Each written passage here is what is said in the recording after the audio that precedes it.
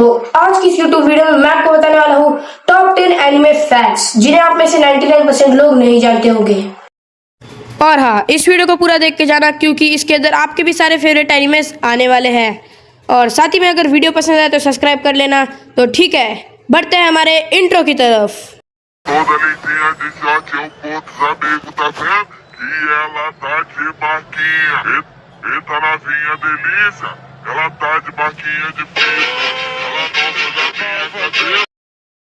तो हमारा anime fact number 1। तो नारुतो जो सिर्फ मेरा ही नहीं आप सभी का फेवरेट कैरेक्टर होगा, और हो भी क्यों ना। उसके जोक्स से लेके उसका वो होकागे बनने वाला एटीट्यूड अलग ही लेवल का होता है। आपने एनिमे के अंदर एक चीज़ ज़रूर नोटिस की होगी, नारुतो का एक फेवरेट फूड होता था, एक रामेन। लेकिन क्या आपको पता है उसका नाम क्या था? उसका नाम था इचिराकु रामेन। और बस इतना ही नहीं, ये रामेन रियलिटी में भी एग्जिस्ट करता है। मसाशी किशिमोटो, हाँ वही नारुतो के ऑथर जो आप सबको पता होगा।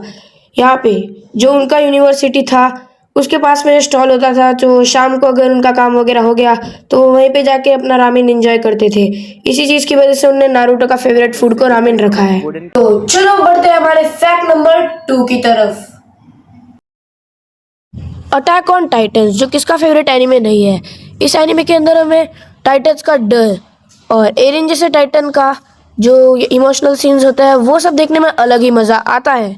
लेकिन क्या आपको इस एनिमे का ये फनी फैक्ट पता था? हाँ, ये थोड़ा फनी है। हजामे इसायामा, हाँ अटैक ऑन टाइटन्स के ऑथर, किन्हें इनके बारे में नहीं पता।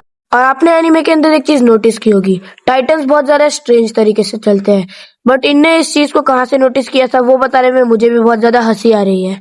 दरअसल ऑथर ने इस चीज़ को, जो कि अल्कोहल पीने के बाद पीपल जैसे चलते हैं, उस चीज़ से नोटिस किया था, जो कि सही में बहुत ज़्यादा फनी है।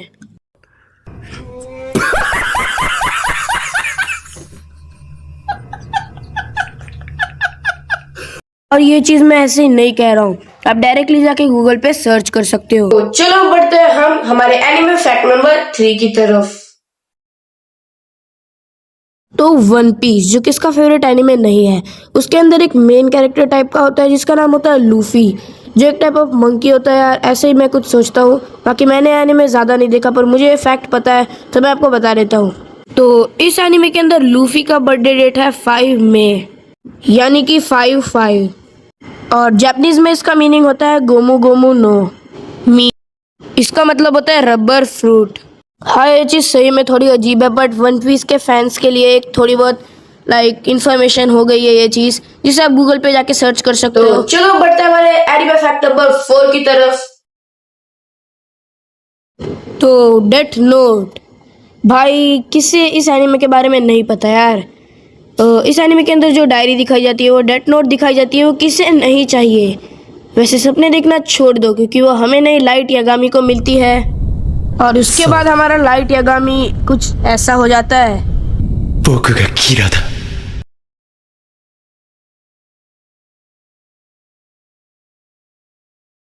तो ये जो लाइट यागामी है, इस नेम का एक हिडन सीक्रेट है। तो दरअसल लाइट का मतलब होता है यहाँ पे जस्टिस, और जो यागामी है यानी कि उसका जो सरनेम है उसका मतलब होता है नाइट गॉड। तो चलो अब बढ़ते हैं हमारे एनिमे फैक्ट नंबर 5 की तरफ।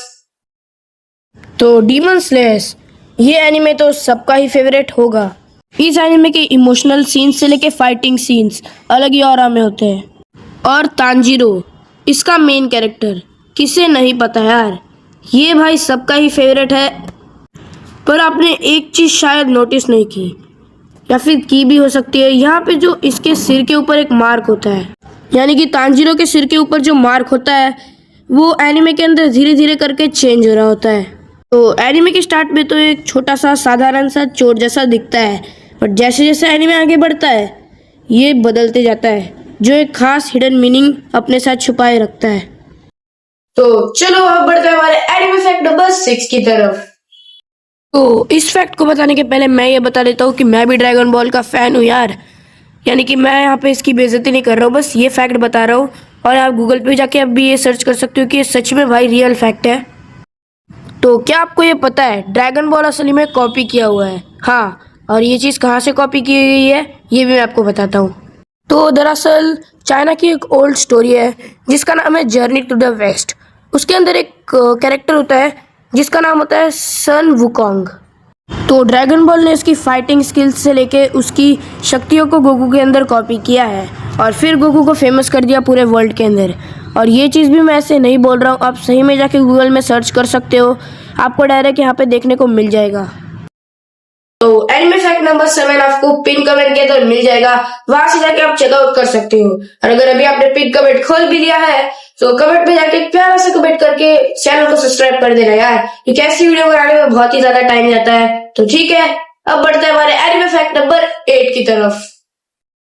तो इस वीडियो का फैक्ट नंबर 8 वापस से वन पीस के साथ ही स्टार्ट होता है। तो यहाँ पे जो वन पीस है उसके अंदर एक सीक्रेट कैरेक्टर है जो आपको शायद पता नहीं होगा, सिर्फ कुछ ही लोगों को उसके बारे में पता है।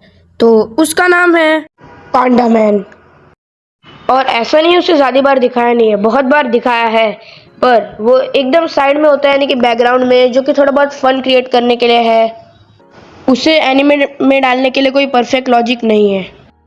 तो चलो अब बढ़ते हैं हमारे एनिमे फैक्ट नंबर 9 की तरफ। तो फैक्ट नंबर 9 है वापस से अटैक ऑन टाइटन से। तो अटैक ऑन टाइटन्स के अंदर सबसे ज़्यादा पावरफुल सोल्जर कौन है? हाँ, ऑब्वियसली द ओनली वन, लीवी। लेकिन उसके अंदर ऐसा क्या है जो मैं अभी बताने वाला हूँ।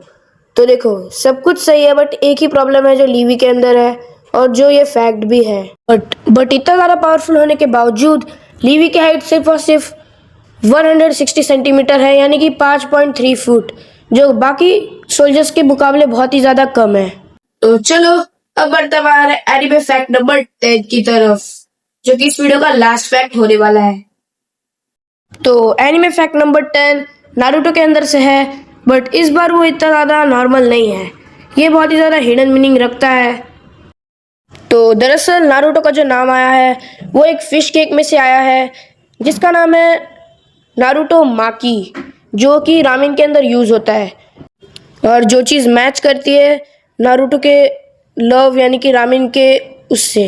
तो आपको इन सब में से कौन सा फैक्ट सबसे ज्यादा हैरान कर देने वाला लगा उसे नीचे जाके कमेंट में कमेंट कर देना, और उसके बाद सब्सक्राइब करना मत भूलना ऐसे हिडन फैक्ट्स देखने के लिए।